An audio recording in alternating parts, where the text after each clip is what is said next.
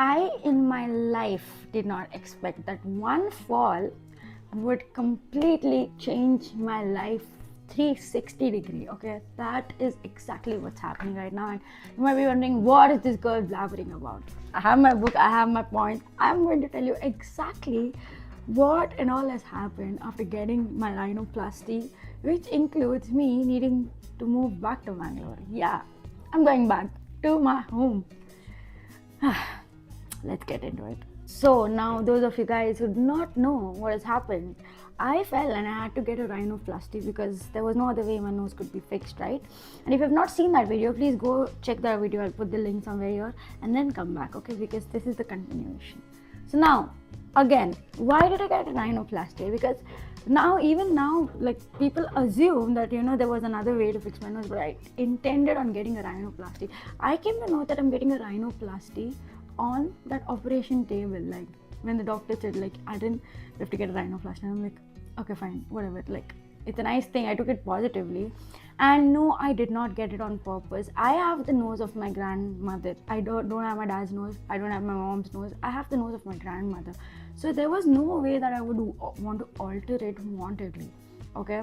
And even when I got a rhinoplasty, I have not asked the doctor once to give it a nice shape or make it like sleek and stuff like that. No, it is as natural as possible. That is why most of the people don't understand that I've got a rhinoplasty. The only thing is, because I've removed a complete bone, this part right here is just like given it like a little bit up like that. That's it. That is it.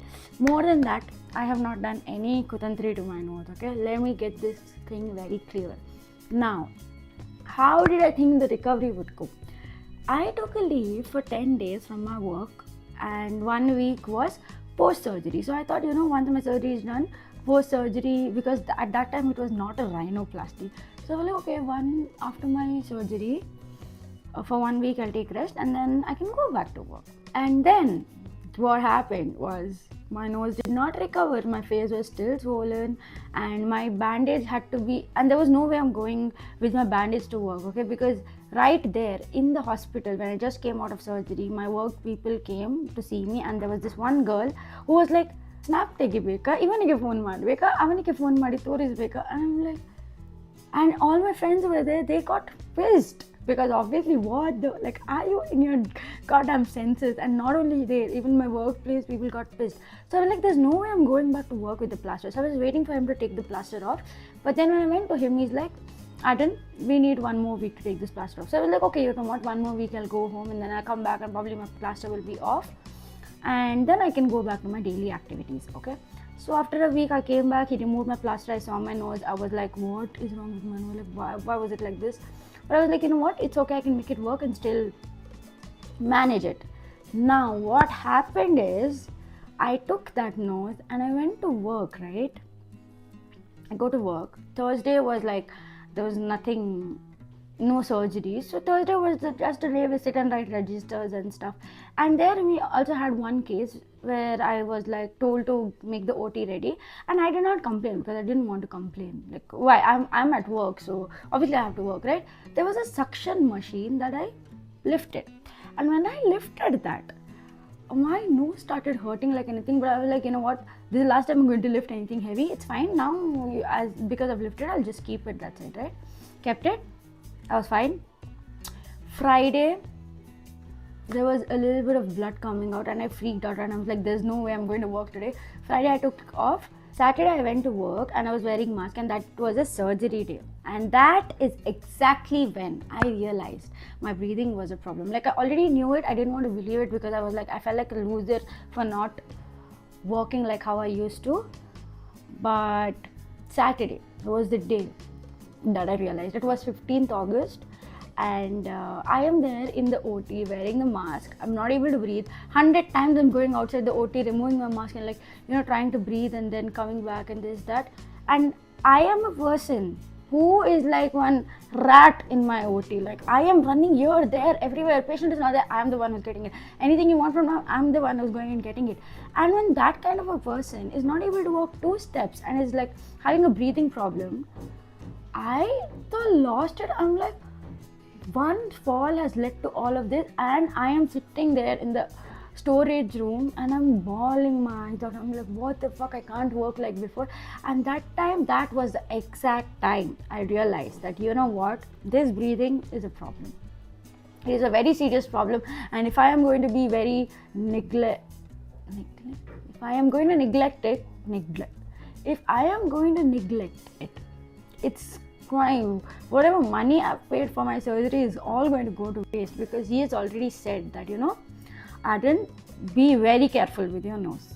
And my carefulness, I just recently I got hit by a pole, like a sharp thing here. If it was a little bit up, my eyes would have come out. So that is how clumsy I've become. I don't know what's wrong with me. I was never like this, but yeah, these are the things that have happened. So I was like, you know what, I'm crying, then I'm like, I can't, and now I can't cry properly, right? So when I cry, my nose will start running and there's nothing that can stop it. So I'm crying, my head started aching, my nose is paining, my mucus is all over my face, and it was such a bad situation, and everybody in that workplace saw me like that, and I felt so embarrassed. And they are like, you know what, Adrian, it's fine, just go home, it's fine, go home and take rest for a week and then come back. And that is why I went home, and I was like, you know what, I need another week to take rest and then I'll be back. That was the plan. No, it's not my plan that will work here, it's God's plan. So I'll tell you what happened after that. Now, did I already know that my breathing was going to cause a little bit of problems in my everyday life? Yes, but I did not know that it would affect my work. And my work requires wearing a mask most of the time because I'm in the operation theater, right? And running here and there. And if I'm going to work, I cannot complain about not being able to do the work, because it will be very unfair for other people. And like for a week, they may be like, you know what, Aaron, it's okay, we got you. But then after a week, I know they're going to be like, this girl, why is she even coming to work if we have to do half of her work? And I did not want all of it. So that is when I realized that this is going to affect my everyday life. Not only that, you guys, I cannot cry properly. That's one thing. I can't walk. Like I like this. There's this thing that I've started recently, and that's like, I want to listen to songs and I want to walk. Like I don't care where, I just want to walk. And I go, okay, like sometimes evening 7-6 o'clock, I go for a walk. I reach my destination, and when it's time to come back, I'm not able to breathe. In the shower, when the water is hot, my nose starts burning like anything. And then because this washroom is really small, because it's a 1 RK, right? I feel so claustrophobic. I come out and I'm struggling to breathe. And sometimes, like, if I'm lifting anything heavy, and I have to also move out from this place, so I have a lot of cleaning to do. And when I'm lifting something heavy, and I have like 3 extra suitcases that I don't know how I'm going to port it from here to Mangalore, but yeah, when I lift all of that, I can't do it. I am somebody from my family who is almost like a boy. Like I'm like not like that, but my dad and my grandfather have made sure that I know all of the things that I can do on my own. So my dad is a carpenter, and seeing him, I've learned to, like, you know, hammer nails on the wall, all of those kusti I do. My grandfather lifts cylinders, okay, and there was this one time I could not see him lifting it because he's old. So I started lifting it, and that is my capability. And now when I was doing all of those things, and now I can't even lift a suitcase, it really affected me. And I'm like, wow, I did not think a rhinoplasty would like have so many changes in my life. And now with all of these things, I realize that I can't do daily work. So my OT work, though, there's no chance. And even if I do it, it's going to be like,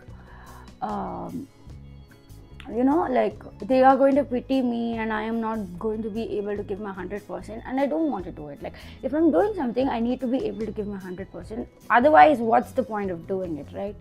And till when will I take the leverage of them pitying me? 1 week, 2 weeks. Then they will be like, you know what, I didn't do it. And I'm not that comfortable with them that I will tell them what I feel. And there was this one remark that my CH passed before she knew all this was very serious, and that has stuck with me.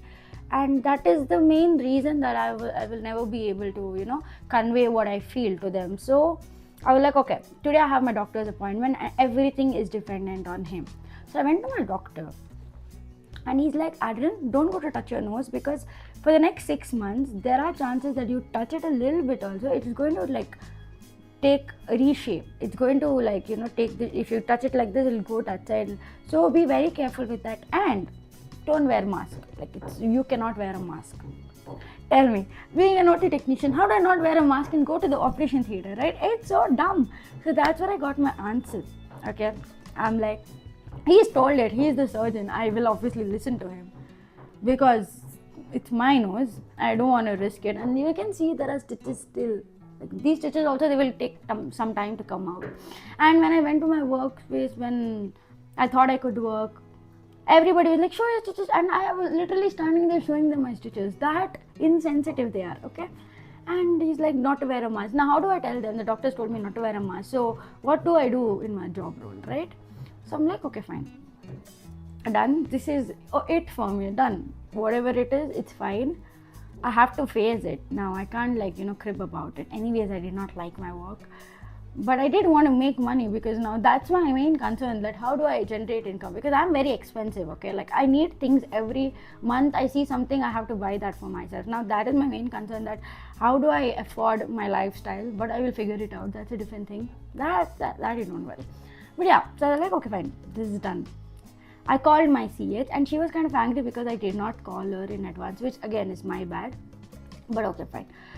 No, not fine. It is my bad. But then I texted her that, can I call you? And it was on her ego also, because I didn't call her. She did not reply to me.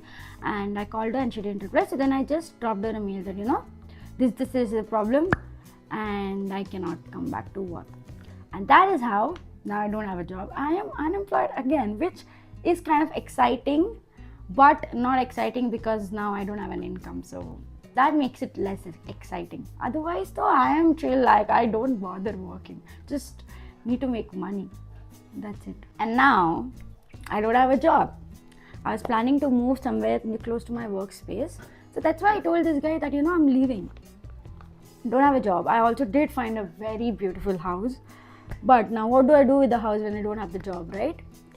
And I don't have an income, so there's no point I stay in Bangalore.